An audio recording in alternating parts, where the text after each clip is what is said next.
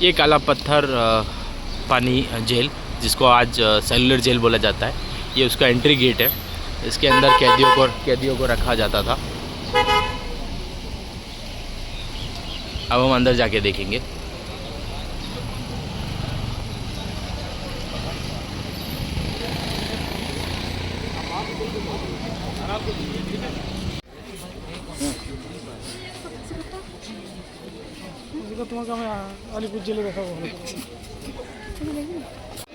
यह पीपल का पेड़ 100 साल पुराना है और माना जाता है यहाँ जो भी हुआ उसका साक्षी इस पीपल के पेड़ को माना जाता है।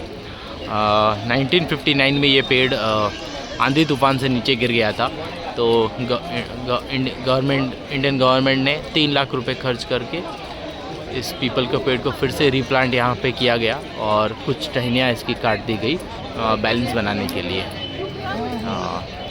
ये पूरा जेल 7 विंग का एस्टिमेटेड कॉस्ट 5,50,000 रुपये था, जबकि ये बना ये 7.25 लाख रुपीज़ में बना, जिसमें लेबर पूरा कैदी ही थे।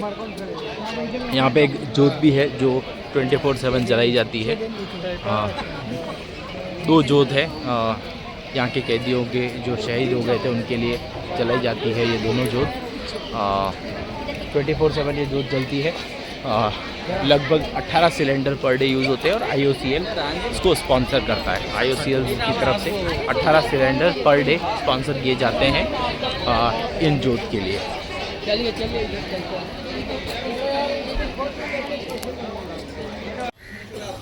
ये जो सेल सबसे लास्ट में सेल में ऊपर जो सिक्योरिटी गार्ड खड़े वो वीर सावरकर की जो सेल थी, उसके अंदर वीर सावर जी को रखा गया था। 10 साल यहाँ रखा गया था। टोटल 50 साल की सज़ा थी उनको, 10 साल उसको यहाँ रखा गया था। और ये जो नीचे है ये कमरा, ये फांसी जो रूम है, इसके अंदर फांसी लगाई जाती थी कैदियों को। एक साथ 3 कैदियों को फांसी लगाई जा सकती थी और इसके नीचे ही गुफा थी जो कैदियों को डायरेक्ट समुद्र में डाल दिया जाता था, उनकी डेड बॉडी को।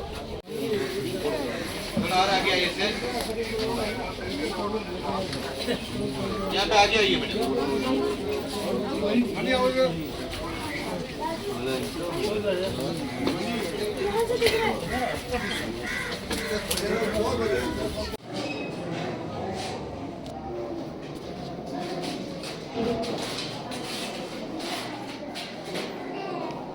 वो तो नाइट वगैरह के लिए और यहाँ से खाना दिया जाता है।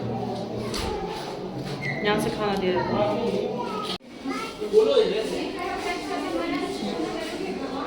पनिशमेंट ड्रेस है ये ड्रेस पहना के इनसे काम करवाया जाता था ऑयल मिल वगैरह में।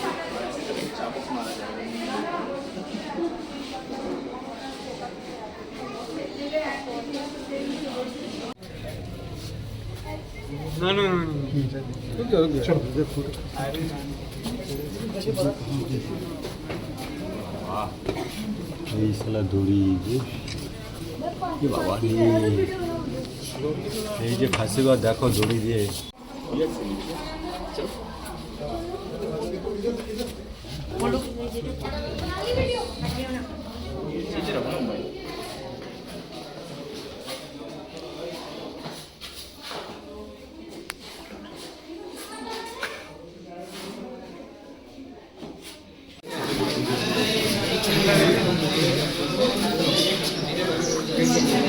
ये है सेंट्रल जेल है। टोटल 7 विंग्स थी इनकी और ये सेंटर।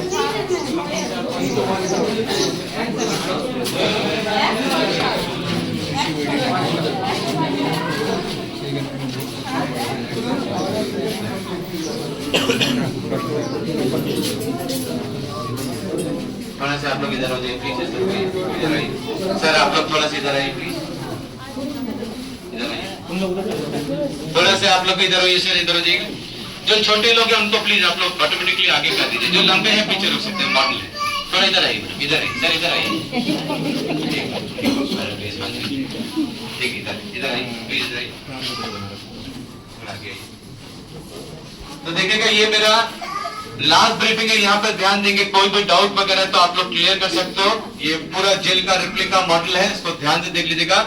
जैसा मैंने स्टार्टिंग में आपको बताया था टोटल 7 विंग्स, लेकिन अभी आप लोग देख सकते हो सिर्फ 3 विंग को, 1, 7 एंड 6। मॉडल पे आपको दिख रहा है किसी विंग्स को बड़ा बनाया गया है, किसी विंग्स को छोटा बनाया गया, क्योंकि ऊपर जाके देखेंगे इसके बैक साइड में सी है, जिसके वजह से विंग्स को छोटा किया है। यानी कि जिस आकार में जमीन मिला उसी आकार से जेल का निर्माण किया है।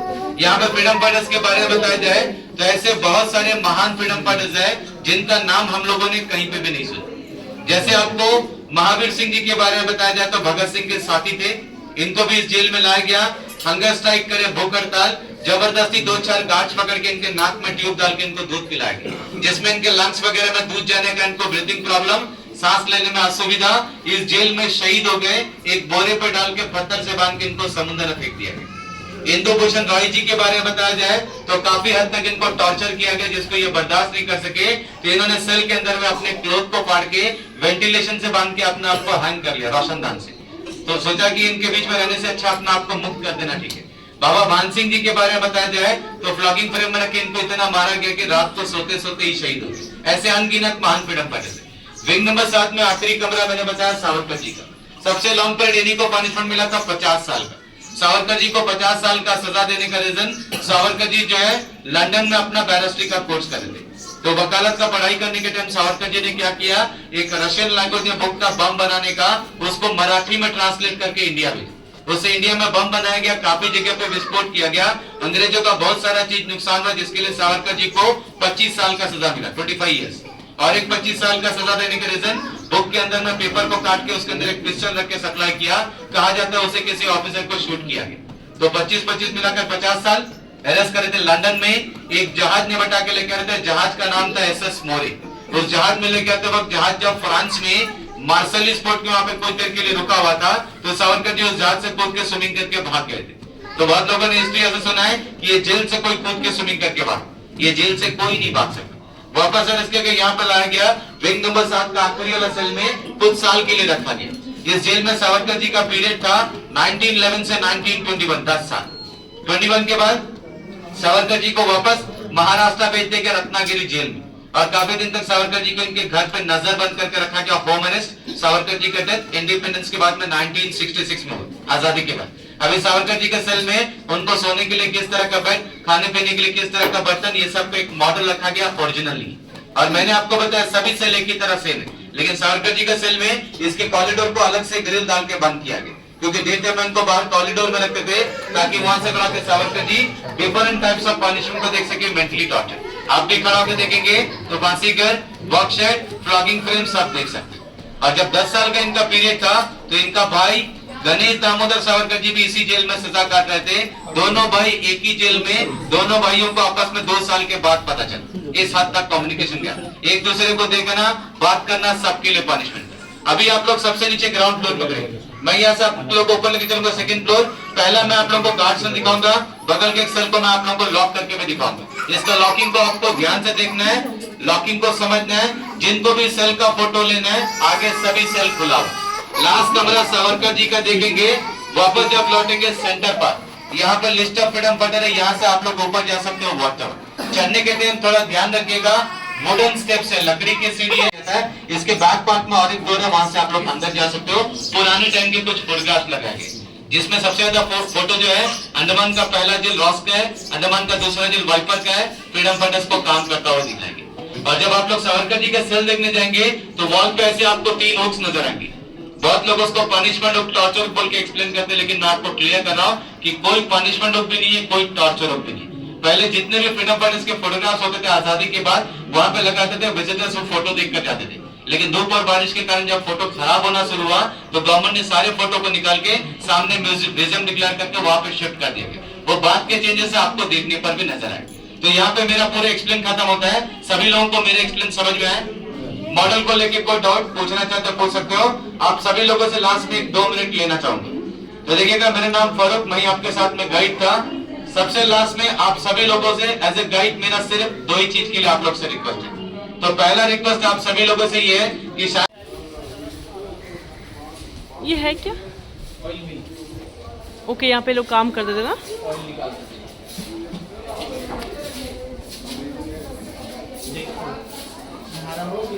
इसी में तुमको बांध दिया जाएगा, तुमको गोल गोल घूमना है, तो गोल गोल घूमोगी ना।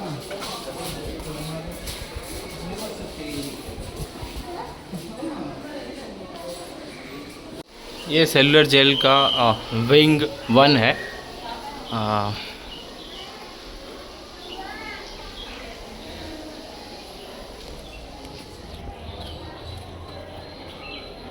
ये बस एक खिड़की हुआ करती थी जिससे थोड़ी लाइट आती थी और कुछ नहीं होता था।